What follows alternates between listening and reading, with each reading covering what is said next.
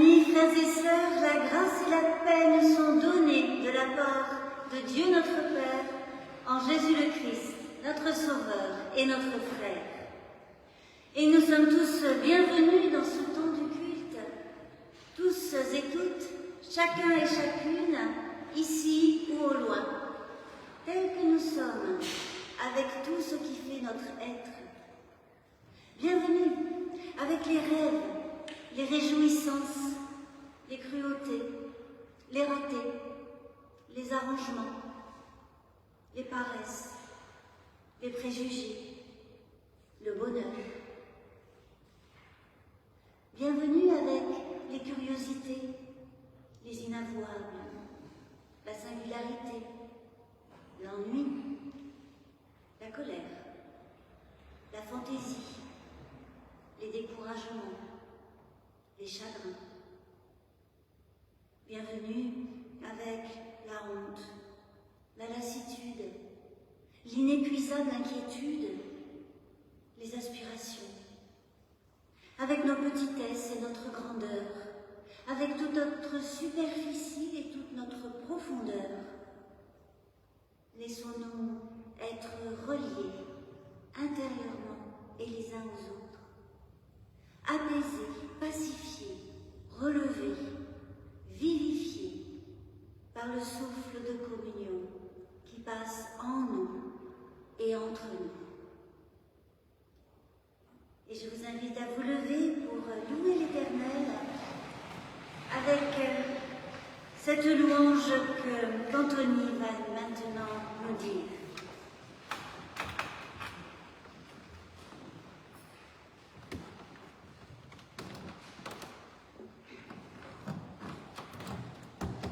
Merci, Éternel notre Dieu, pour ta parole plantée en nous, et qui, malgré tout, germe en fruits colorés d'Évangile. Merci pour le Christ et pour l'Esprit semé en nous, et qui, malgré tout, germe en comportement de don et en attitude qui relève nos frères et sœurs. Merci pour ta joie semée en notre communauté rassemblée pour célébrer la résurrection de ton Fils. Elle germe, malgré tout, en paroles et en actes de bonnes nouvelles et d'espérance. Merci pour la foi plantée en nous et qui, malgré tout, germe et s'épanouit en relation d'amour avec toi, notre Père, sur le chemin de renouvellement du Christ où nous pousse l'Esprit Saint. Avec les croyants de tous les temps, nous te chantons notre merci. Amen. Et nous chantons au psaume 36, « Ô Seigneur, ta fidélité » et nous chantons le psaume 36 en entier, les 300. Amen.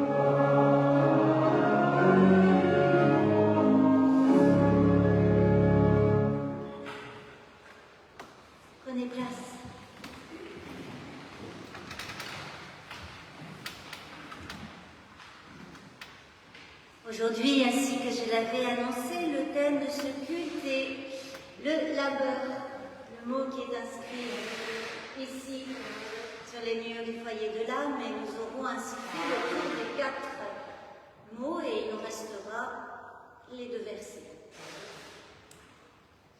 Et donc pour ce culte et ce labeur, je vous invite à vous glisser, à vous joindre à cette prière venue d'un monastère anglais du XIIe siècle, peut-être un monastère bénédictin, puisque la vocation de cet ordre s'exprime ainsi en latin « ora et labora », prie et travail. Et cette prière venue d'Angleterre a été adaptée et adoptée par les artisans français et particulièrement par les premiers imprimeurs. Et je vous rappelle à cette occasion là, que le nom de la maison d'édition protestante de Genève, c'est, voilà, Labor et Fides, travail et foi. Je vous invite donc à la prière.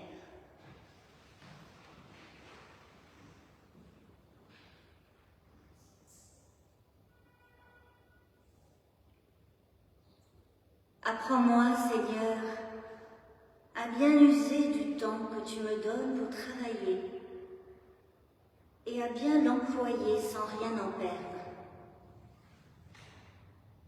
Apprends-moi à tirer profit des erreurs passées sans tomber dans le scrupule qui ronge. Apprends-moi à prévoir le plan sans me tourmenter, à imaginer l'œuvre sans me désoler si elle jaillit autrement. Apprends-moi à unir la hâte et la lenteur, la sérénité et la ferveur, le zèle et la paix. Aide-moi au départ de mon ouvrage, là où je suis le plus faible. Aide-moi au cœur du labeur à tenir le fil de l'attention. Et surtout, comble toi-même les vides de mon œuvre. Seigneur, dans tout labeur de mes mains, laisse une grâce de toi pour parler aux autres et un défaut de moi pour me parler à moi-même.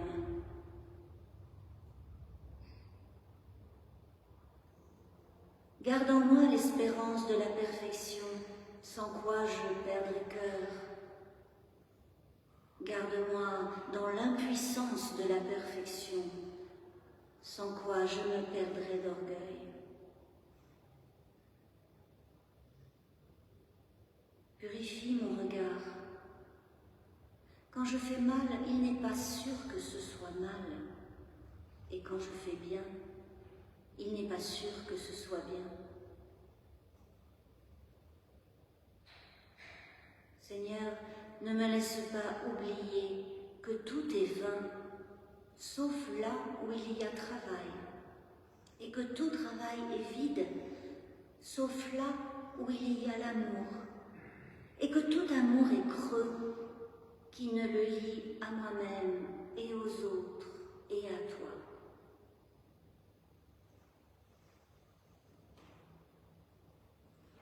Seigneur, apprends-moi à prier avec mes mains, mes bras et de toutes mes forces. Rappelle-moi que l'ouvrage de mes mains t'appartient et qu'il m'appartient de te le rendre en le donnant. Que si je fais par goût du profit, comme un fruit oublié, je pourrirai à l'automne. Que si je le fais pour plaire aux autres, comme la fleur de l'herbe, je fanerai au soir. Mais si je fais bien, pour l'amour du bien, je demeurerai dans le bien. Et le temps de faire bien et à ta gloire, c'est tout de suite. Amen.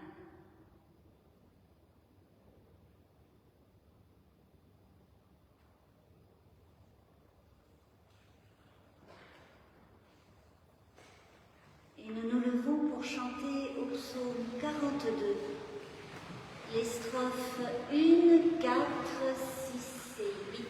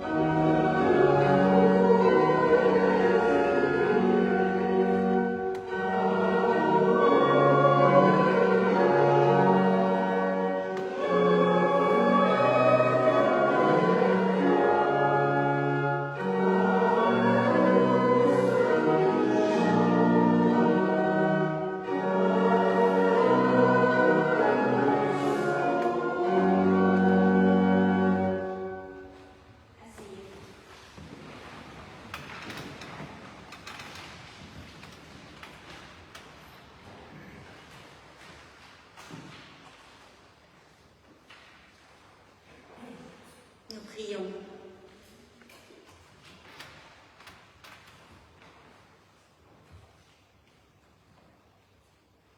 Notre Dieu, garde-nous disponibles pour tout ce que l'Esprit veut nous suggérer. Que ton Esprit nous ouvre à ta parole, qu'il y élargisse notre âme et notre intelligence, qu'il inspire nos initiatives et anime notre action. Ainsi, nous pourrons accomplir, chacun et ensemble, la tâche que tu nous confies. Amen.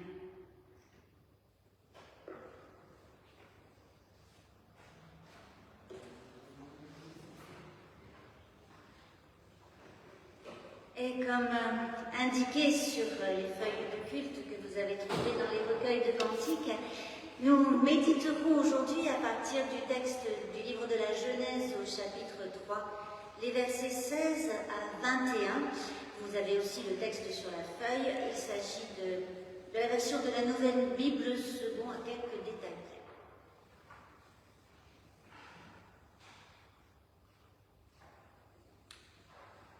À la femme, il dit, l'Éternel dit, mérite ta peine et tes grossesses. Et c'est dans la peine que tu mettras des fils au monde. Ton désir te portera vers ton homme, et lui, il te dominera.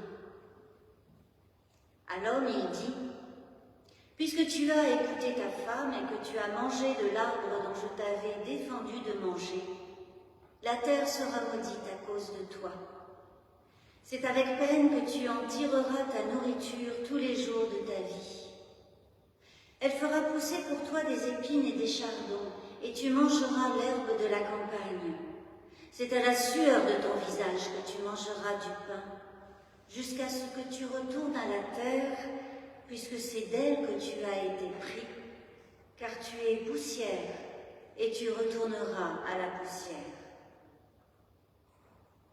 L'homme appela sa femme du nom d'Ève, vivante, car elle est devenue la mère de tous les vivants. L'Éternel Dieu fit à l'homme et à sa femme des habits de peau, dont il les revêtit.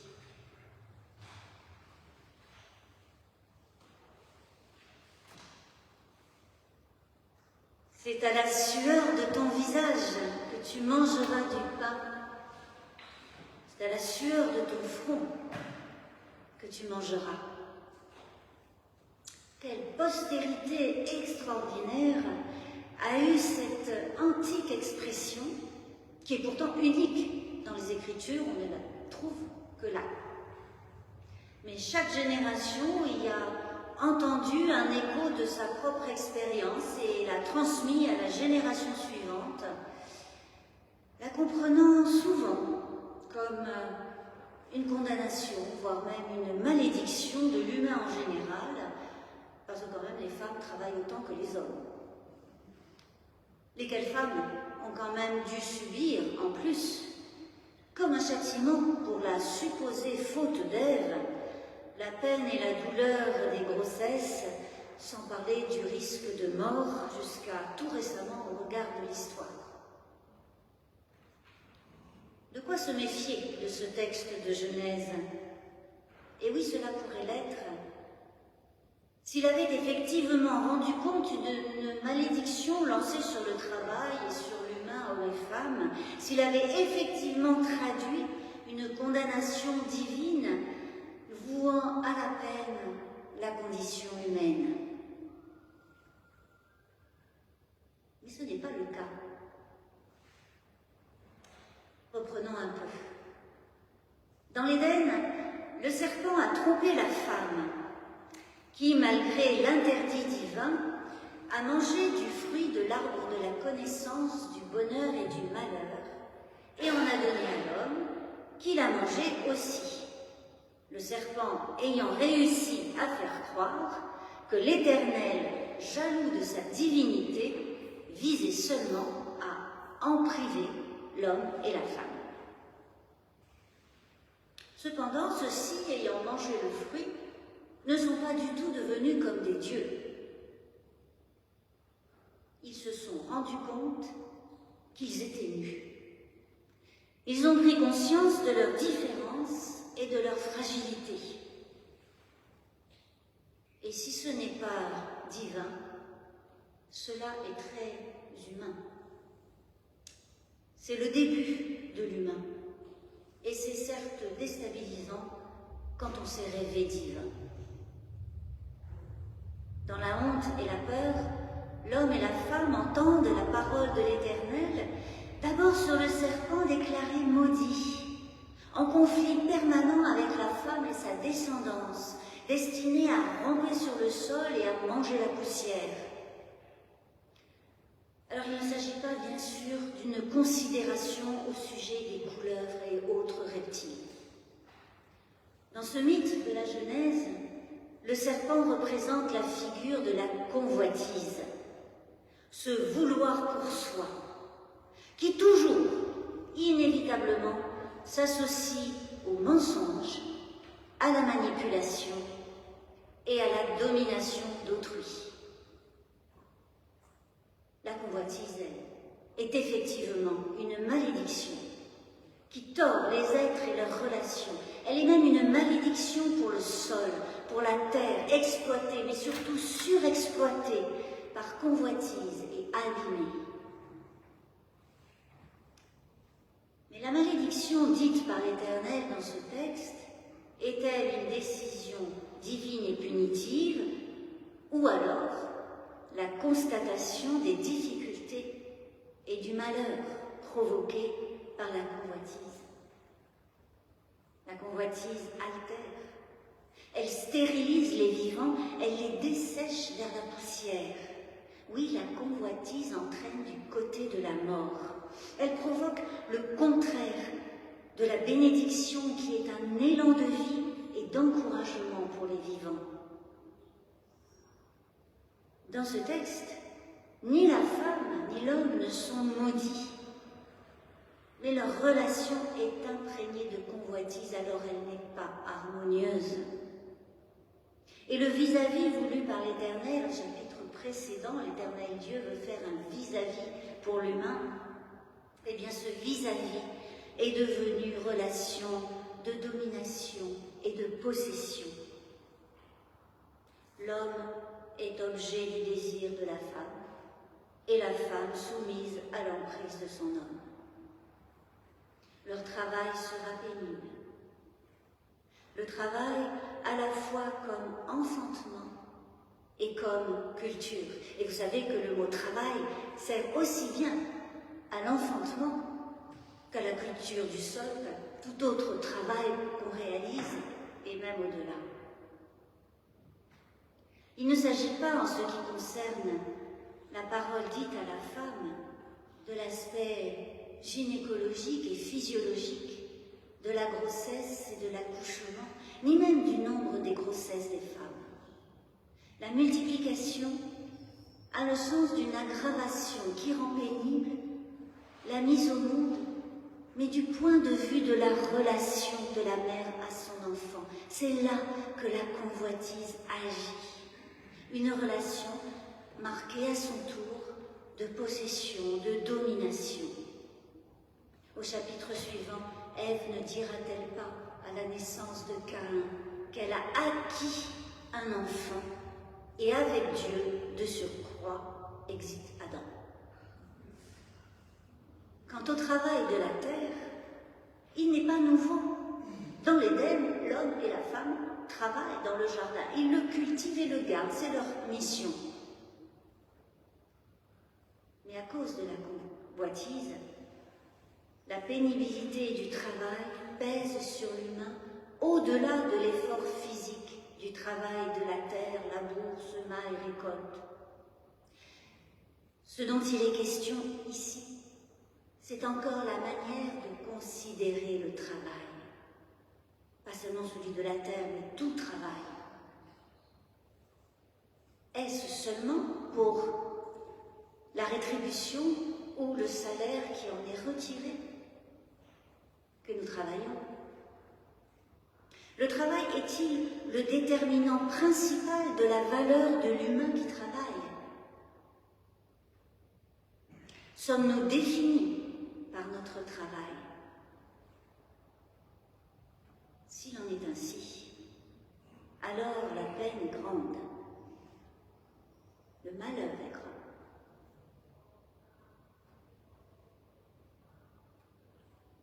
De plus, travail de l'enfantement au travail de la terre, nous pouvons élargir, rassembler hommes et femmes, car les hommes enfantent aussi, et les femmes travaillent aussi.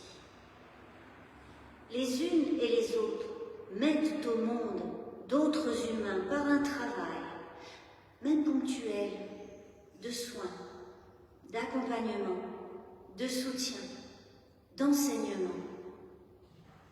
Les unes et les autres accomplissent des tâches professionnelles, familiales et même parfois bénévoles. Le mythe de la Genèse fait comprendre que la convoitise altère le discernement de ce qui est bon et de ce qui est mauvais. Même si l'homme et la femme ont mangé le fruit de l'arbre, ils ne savent plus pas reconnaître ce qui est bonheur et malheur, ce qui va vers la vie et ce qui va vers la mort, ce qui rend une relation harmonieuse et ce qui la fait tomber dans l'emprise de l'un sur l'autre. La convoitise a tout gâché. La convoitise qui fait placer soi-même au centre de toute considération, qui entraîne l'humain dans un point de vue absolument personnel, un pour moi, qui fait de moi la mesure de ce que je fais. Convoiter la place de Dieu, du moins ce qu'on imagine être la place de Dieu, c'est-à-dire une toute-puissance jalouse, c'était le mensonge du serpent à la femme. Convoiter la place de Dieu, c'est se retrouver à vivre sans Dieu, comme s'il n'y avait pas de Dieu, origine, essence, qui rende la vie vivante et animée, inspirée. Alors, on met au monde pour soi. On travaille pour soi. Et la peine est là. Redoublée, aggravée, pour la femme comme pour l'homme. Peine de tout travail d'enfantement. Peine de tout travail de la terre ou autre. Alors faut-il gémir, se lamenter de cette condition humaine aussi pénible? Faut-il se résigner à la convoitise, au mensonge, à la domination, à la violence qui en découle, au non-sens, au malheur? Mais non, bien sûr que non, puisqu'il ne s'agit pas d'une condamnation divine. Et puisque le texte biblique nous délivre au moins 2 signes d'espoir et 2 signes majeurs. Dans le fil du récit, le premier signe d'espoir est le nom que l'homme donne à la femme. D'accord, c'est lui qui la nomme, et dans la culture du Proche-Orient ancien, c'est une marque de domination. Mais il la nomme Ève, c'est-à-dire la vivante, la mère de tous les vivants. Malgré la poussière, malgré le mensonge, l'horizon, malgré le point de vue centré sur soi, il y a l'aspiration à vivre et à faire passer la vie. Comme une possibilité de réparation, de restauration, malgré tout. Comme une ouverture que l'humain est quand même capable d'emprunter pour sortir, non pas du monde, mais sortir du repli sur soi provoqué par la convoitise. Comme un passage qui ne supprime pas toute peine ni toute sueur, mais qui évite d'ajouter du malheur aux épreuves, d'ajouter de la fatalité aux conditions d'existence, qui évite d'ajouter du désespoir à la condition humaine. Par exemple, nous en lisons et nous en savourons la clarté dans le Cantique des Cantiques, célébration d'un vivant et d'une vivante qui ne se défaussent pas sur l'autre, mais qui se cherchent et qui se reconnaissent. Et pour cela, et c'est le second signe d'espoir, l'humain n'est pas sans Dieu. L'Éternel Dieu fit à l'homme et à la femme des habits de peau dont il les revêtit. Des habits de peau pour couvrir la nudité et la différence, dont la conscience avait provoqué la honte et la peur. Des habits qui ne suppriment pas forcément la honte et la peur, mais qui procurent les conditions pour y réfléchir, pour ne pas se laisser envahir. Et l'Éternel Dieu ne cesse pas, c'est le témoignage des Écritures, de s'allier, de s'engager, de donner grâce pour la libération, parole de bon et de parole pour le bon et la vérité, le Christ pour la vie vivante, le souffle pour l'inspiration. Et ce que nous recevons, nous avons aussi à cultiver les graines et les fruits. Et les évangiles nous livrent leur témoignage au sujet de Jésus de Nazareth, qui vécut sans convoitise ni mensonge et qui travailla dans le champ de l'humanité. Et avec quel labeur, mais pour quelle œuvre? Qui travailla en donnant toute son amplitude au verbe cultivé du livre de la Genèse, un verbe qui signifie d'abord servir. Alors c'est un autre labeur qui commence, le travail de mise au monde des humains, le travail de la culture de l'humanité, en évitant les pièges de la convoitise, en développant ce qui, en soi, est par don de grâce, d'amour, de confiance et de pardon, libère des malédictions et de tout ce qui laisse la convoitise dominer en soi. C'est le labeur de vivre en humain, et c'est celui-ci qui est inscrit sur le mur du foyer de l'âme. Dans un de ses premiers livres, intitulé Jeunesse. Jeunesse est aussi le nom d'une des cloches du foyer de l'âme. Vous vous souvenez, la dernière fois, le nom d'une autre cloche était Justice, et la troisième s'appelle Vaillance. Bon, dans un de ses premiers livres, donc, intitulé Jeunesse, le pasteur Wagner écrivait « Voyez ce mot « labor » qui signifie à la fois travail et peine. C'est toute une philosophie et toute une morale. Il unit en une même pensée l'activité créatrice de l'homme et cette loi de peiner, de souffrir, à laquelle nous sommes tous soumis. N'indique-t-il pas ce mot que la douleur s'unit au travail dans la longue et lente évolution humaine et que cette évolution est un travail d'enfantement, un douloureux labeur? Certes, ces mots, ces expressions sont bien ceux et celles d'un autre siècle. Mais qui pourrait soutenir que le labeur de vivre, le labeur de devenir humain a disparu? Ou qui serait aujourd'hui dénué de toute peine et de tout effort? Le long chemin des Hébreux dans le désert au sortir de l'esclavage d'Égypte n'est-il pas jalonné d'erreurs, d'échecs, de tentatives de retour en arrière, en esclavage? Le chemin des disciples à la suite de Jésus n'est-il pas marqué d'incompréhension, de tentation, de reniement? Parce que la libération, la liberté, engage aussi dans un effort, toujours, et d'abord celui de la responsabilité. Parce que, ainsi que l'écrivait le pasteur Bonhoeffer, la grâce coûte. Elle coûte cette bonne place, croyons-nous, au centre du monde que nous souhaitons occuper chacun. Elle coûte les sécurités et les assurances du monde, les idoles familières et les servitudes volontaires qui nous y rattachent.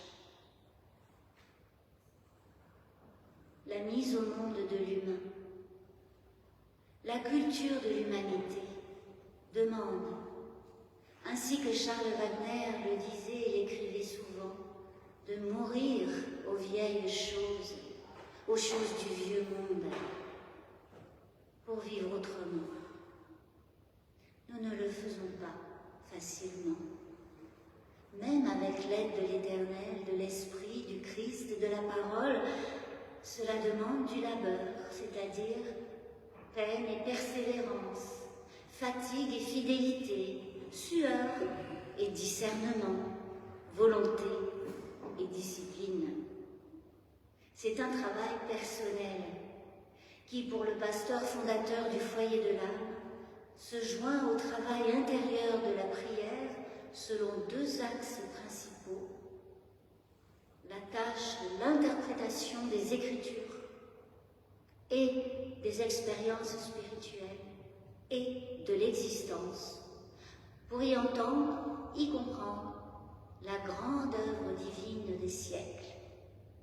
Une tâche qui permet la mise au monde d'un libre croyant. Et puis, autre axe, l'abandon de l'esprit de parti, qui rend toujours injuste, pour considérer chaque être humain comme un frère, comme une sœur, et cultiver ainsi la fraternité.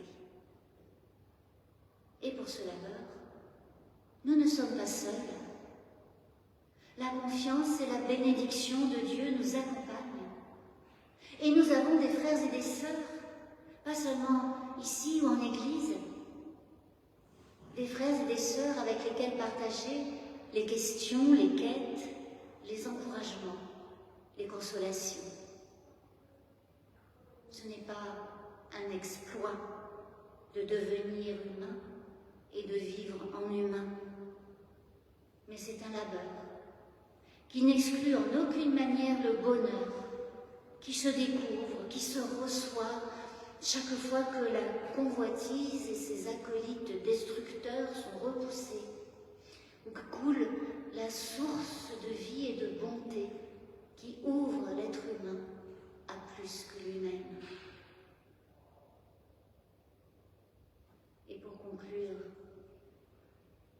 voici encore quelques mots du pasteur Wagner, une prière nourrie d'une reconnaissance particulière qu'il avait et qu'il exprimait, lui qui avait grandi à la campagne, une reconnaissance pour, disait-il, les paysans qui nourrissent tous les humains. C'est la prière d'un pasteur, mais je crois que chacun peut la faire sienne, la prière de tout laboureur d'humanité. Puissé-je, ô Dieu, être un bon et brave laboureur, croyant en toi, en ton soleil, en l'espérance qui dort dans les sillons. Un laboureur dur à la peine et qui chante sous le vent même et le temps gris. Un laboureur qui aime son champ et se réjouit de ses progrès. Un laboureur soigneux qui veille et prévoit et qui n'a pas l'échine raide quand il s'agit de se baisser vers un épi oublié. Un laboureur qui redresse ce qui est froissé. Un laboureur surtout qui sait attendre. Et mieux que cela, recommencer. Amen.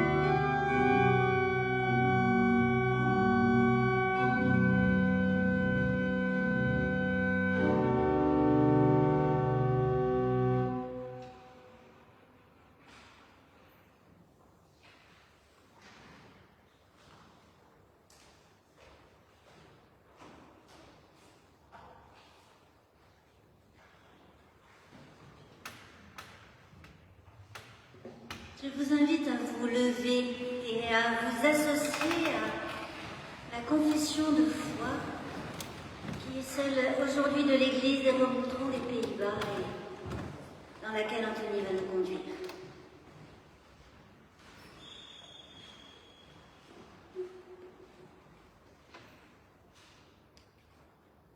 Nous affirmons de manière consciente que nous ne cherchons pas notre paix intérieure dans la certitude d'une confession de foi, mais dans la joie de ce que nous recevons.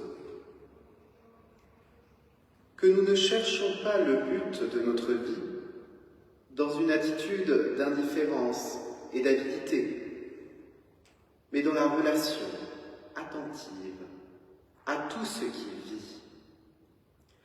Que notre vie n'est pas accomplie par notre réussite humaine et nos possessions, mais par ce qui est infiniment plus grand que nous. Conduits par cette prise de conscience, nous croyons en l'Esprit de Dieu qui transcende tout ce qui divise les peuples, les ouvre à ce qui est saint et bon. Il agit dans le chant et dans le silence, dans la prière et dans le travail, afin qu'ils adorent Dieu et vivent de lui.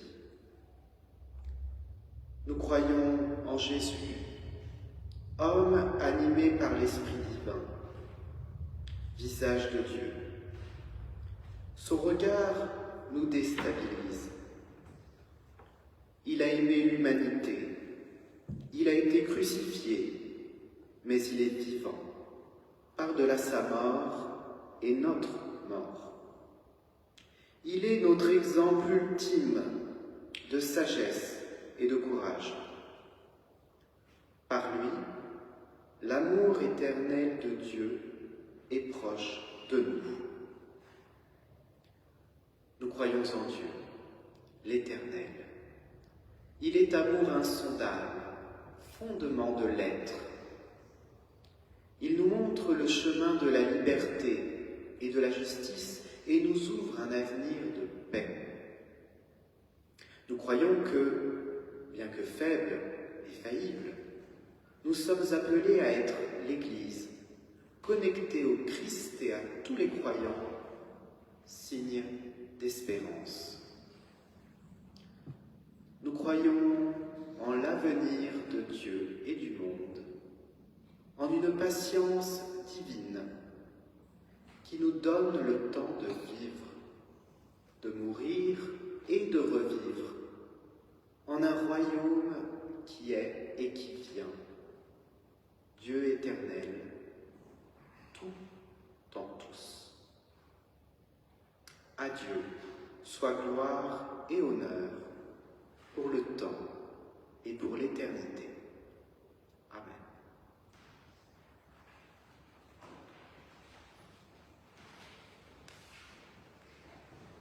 Nous chanterons au cantique 289, Si Dieu pour nous s'engage, les 3 premières strophes.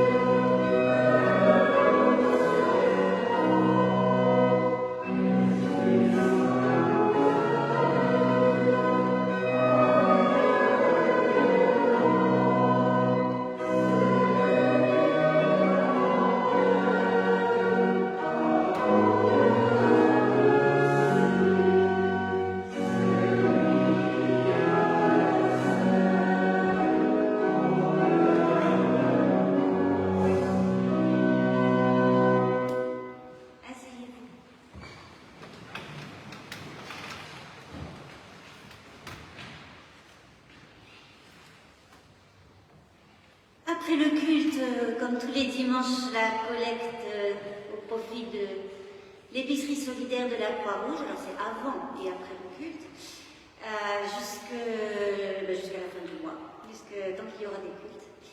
Et puis, après le culte également, comme tous les dimanches du mois de juillet, un repas sur la terrasse, auquel tous peuvent participer.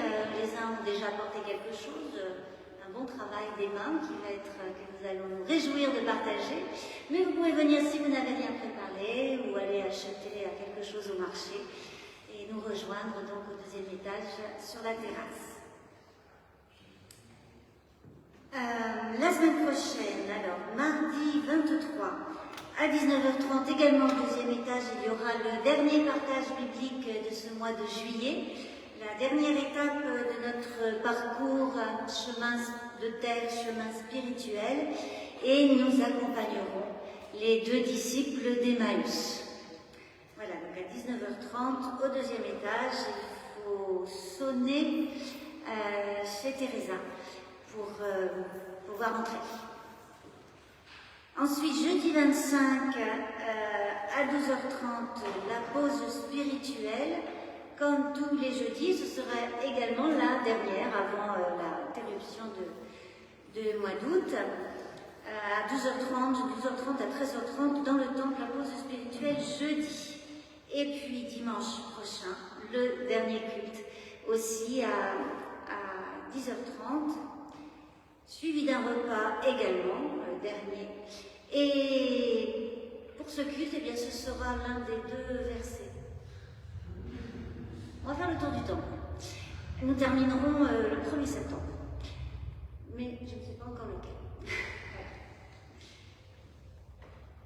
Et puis, il y aura donc, après l'interruption du mois d'août, le foyer de l'âme sera fermé et vous pourrez aller au culte dans d'autres paroisses de Paris, sauf à l'oratoire du Louvre qui, en raison des Jeux Olympiques, est également fermé au mois d'août. Est-ce qu'il y a d'autres annonces? Eh bien alors, c'est le moment de l'offrande dans laquelle l'orgue va nous accompagner et nous mettre en joie. Peut-être que cela aide à ce que le don soit vraiment un don. Je crois que c'est le gai laboureur. Voilà.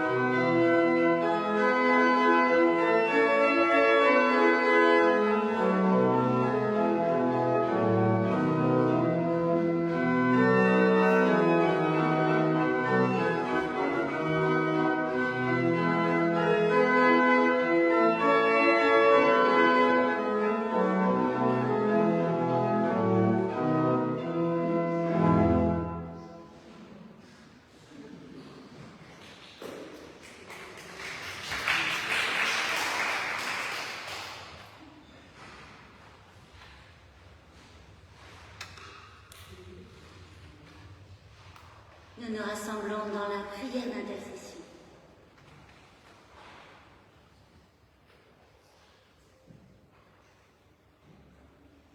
Éternel notre Dieu, Dans ce mois de juillet, nous te confions notre labeur et aussi le temps du repos.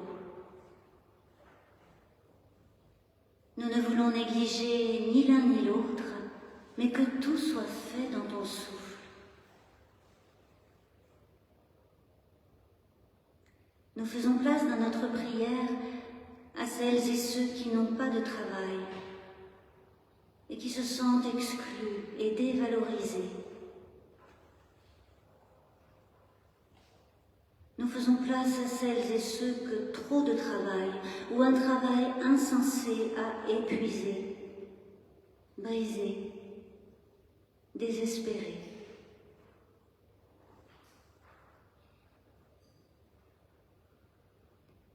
Nous te confions les enfantements, les mises au monde auxquelles nous participons.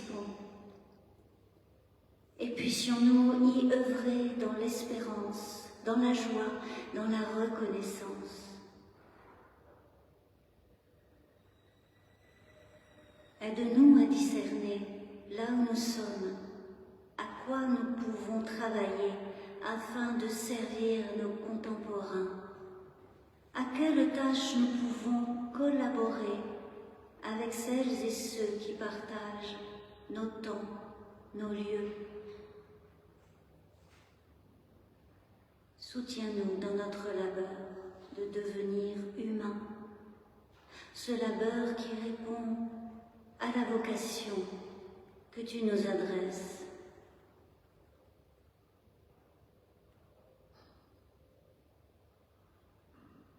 Nous te confions les hommes, les femmes, les enfants, dont les conditions de vie sont si terribles à cause de la violence, du mensonge, de la convoitise, que ce n'est presque plus être vivant. Nous te confions celles et ceux qui fuient, celles et ceux qui pleurent. Et nous te confions les ouvriers de paix, ceux qui travaillent pour plus de justice et de fraternité.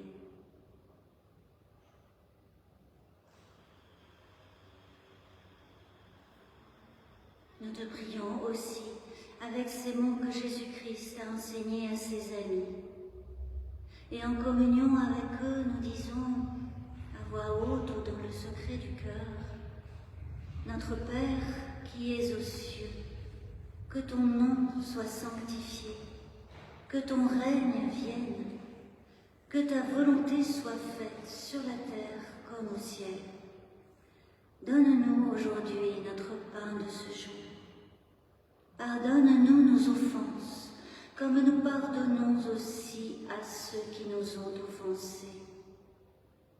Ne nous laisse pas entrer en tentation, mais délivre-nous du mal, car c'est à toi qu'appartiennent le règne, la puissance et la gloire, au siècle des siècles.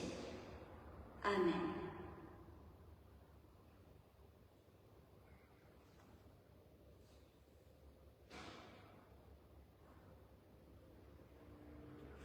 Je vous invite à vous lever pour entendre l'exhortation qui nous vient aujourd'hui de la règle de Reuilly.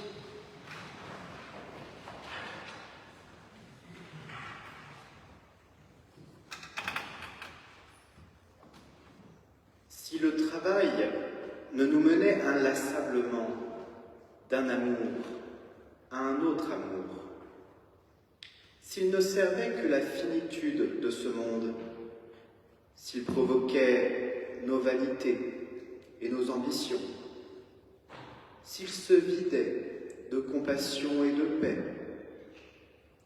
s'il ne grandissait pas ceux que nous servons, si nos compétences devenaient prétexte à la domination, s'il n'était le geste de Dieu pour sa création, s'il s'imposait comme un tyran pour étouffer nos âmes, nous perdrions nos jours. Mais si notre prière y gagne en vérité, si toute la lumière d'une présence toute la joie d'une prédilection, toute la ténacité d'une espérance si grave comme un sceau, s'il se mue en rencontre de Dieu, si, comme un chant victorieux, il allège les peines, s'il nous ouvre à l'invisible partout présent et nous délivre de nous-mêmes, si la louange, œuvre des œuvres, jaillit en nous tel un torrent, nous aurons appris l'humanité du Christ. Le monde de l'épreuve n'aura pas encore cessé, mais l'éternité de l'amour aura commencé.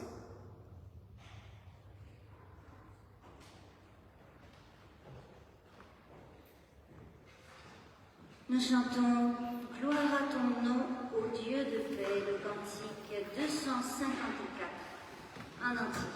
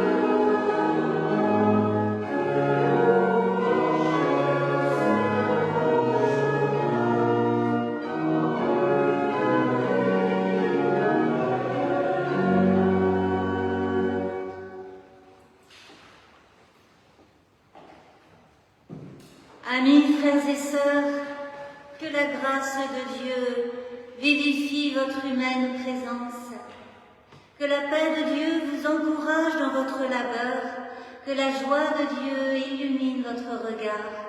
Dieu vous bénit et vous garde en son amour. Amen.